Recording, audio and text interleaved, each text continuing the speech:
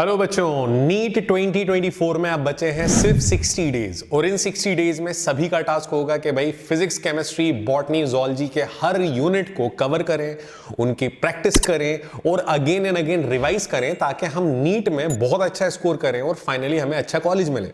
लेकिन प्रॉब्लम यह है कि इस स्टेज पर हमें यह पता होना चाहिए कि किसी सब्जेक्ट के अंदर सारे यूनिट्स को रिवाइज करना है या कुछ यूनिट्स को बार बार रिवाइज करना है।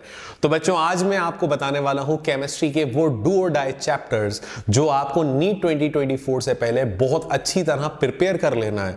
और ये यूनिट्स को अगर आप प्रॉपर तरीके से प्रिपेयर कर लोगे तो आपका जो भी स्कोर आप करने वाले हो ना, उसमें आपका 10 to 15% स्कोर तो बढ़ ही जाएगा। तो चलिए शुरुआत करते हैं आज के इस वीडियो की। Let's begin.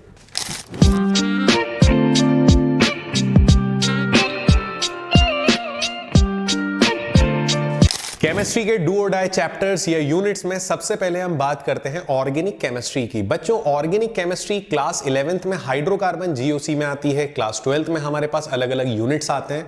In organic chemistry से ओवरऑल जो वेटेज कवर होता है वो होता है 25%। मतलब आप नीट के एग्जाम में आप केमिस्ट्री में ऑर्गेनिक ना पढ़ो और बिना ऑर्गेनिक के एग्जाम दे आओ, ऐसा पॉसिबल ही नहीं है। तो आपको ऑर्गेनिक कंप्लीट कवर करनी है, लेकिन ऑर्गेनिक में क्या ज्यादा पढ़ना है तो वो मैं यहां पर आप लोगों के लिए मेंशन कर देता हूं। तो ऑर्गेनिक केमिस्ट्री के अंदर ये वो स्पेशल चैप्टर्स हैं, ये वो स्पेशल पार्ट है जो आपको बहुत ज्यादा प्रैक्टिस में लाना है, जैसे बायोमॉलिक्यूल्स, जनरल ऑर्गेनिक केमिस्ट्री, क्योंकि बिना जीओसी के ऑर्गेनिक केमिस्ट्री होते ही नहीं है। इसके बाद क्लास 11th का हाइड्रोकार्बन, क्लास 12 के वैसे तो बहुत सारे यूनिट्स हैं, लेकिन सबसे ज्यादा आपकी पकड़ जो होना चाहिए ना, जो आपकी ग्रिप बनना चाहिए, वो बनना चाहिए एल्डिहाइड, कीटोन और कार्बोक्सिलिक जैसे यूनिट पर। और इन यूनिट्स की प्रैक्टिस के लिए बच्चों आपको एनसीईआरटी को बहुत ध्यान से पढ़ना है, एनसीईआरटी के कीवर्ड्स पे ध्यान रखना है। अगर आपके इंस्टीट्यूट में नोट्स प्रॉपर बनवाए हैं तो नोट्स से पढ़ो, लेकिन पीवाईक्यू जरूर करना ताकि आपको पता रहे कि इन यूनिट्स में से भी वो कौन कौन से टॉपिक हैं जो आपको बहुत ज्यादा क्वेश्चन बना कर देते हैं। तो ये हमारा पहला पार्ट हो गया ऑर्गेनिक केमिस्ट्री का। अब आते हैं नेक्स्ट पार्ट पर। इनऑर्गेनिक केमिस्ट्री हमारे नीट एग्जाम में 20 से 25% तक पोर्शन बनाती है। हालांकि मैंने यहाँ 20% मेंशन करा हुआ है, लेकिन यहाँ पर आपको समझने वाली बात यह है कि इनऑर्गेनिक केमिस्ट्री में क्लास 11 से अगर हम बात करें, पीरियोडिसिटी है, S block, P block, S block तो डिलीट हो चुका है, पी ब्लॉक है, डी एंड एफ ब्लॉक है। लेकिन बच्चों ये सारे यूनिट्स मिलकर अराउंड 20% पोर्शन बनाते हैं। बट इनऑर्गेनिक का एक यूनिट जो मैं अलग से मेंशन कर रहा हूं, कोऑर्डिनेशन कंपाउंड अकेला यूनिट या coordination with D and F block अगर मिलकर अगर क्वेश्चन बनाते हैं तो वो इनऑर्गेनिक के साथ 10 to 15% एक्स्ट्रा क्वेश्चन बनाते हैं। मतलब टोटल पोर्शन हो जाएगा 20 प्लस अगर यहां का 10% भी मान लें तो ये हो जाएगा 30%।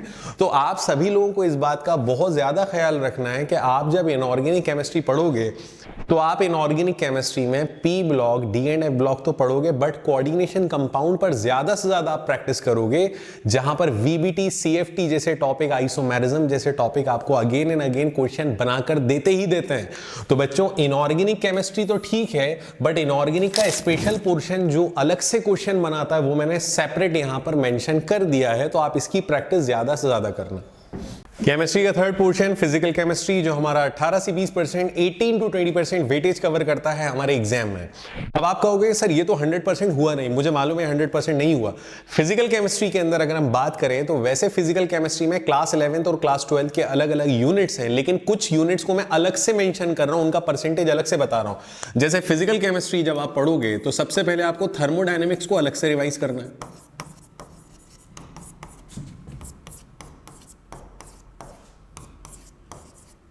क्योंकि अकेला थर्मोडायनेमिक्स जो होता है वो अकेला थर्मोडायनेमिक्स, फिजिकल केमिस्ट्री को तो अलग ही कर दो आप, थर्मोडायनेमिक्स जो होता है वो individually 10 to 12% of weightage cover करता है। मतलब थर्मोकेमिस्ट्री या थर्मोडायनेमिक्स के क्वेश्चन आते ही आते हैं एग्जाम में। इसके अलावा इक्विलिब्रियम अराउंड 10% पोर्शन कवर करता है, और थर्मोडायनेमिक्स इक्विलिब्रियम के अलावा भी कुछ यूनिट्स हैं जैसे एटॉमिक स्ट्रक्चर हो गया, मोल कॉन्सेप्ट हो गए। तो बच्चों ये वो यूनिट्स हैं जो फिजिकल केमिस्ट्री को बहुत स्ट्रांग बनाते हैं। तो मुझे पूरी उम्मीद है आपको समझ में आ गया होगा कि केमिस्ट्री में आपको कौन कौन से पोर्शंस को किस तरीके से कवर करना है। और अगर ये वीडियो आपको जरा सा भी इफेक्टिव लगता है, आपके काम का लगता है, तो अपने दोस्तों के साथ ज्यादा से ज्यादा शेयर करें। किसी यूनिट की एनालिसिस करनी है तो जरूर हमें कमेंट बॉक्स में जाकर कमेंट करें। That's all for today and thank you very much.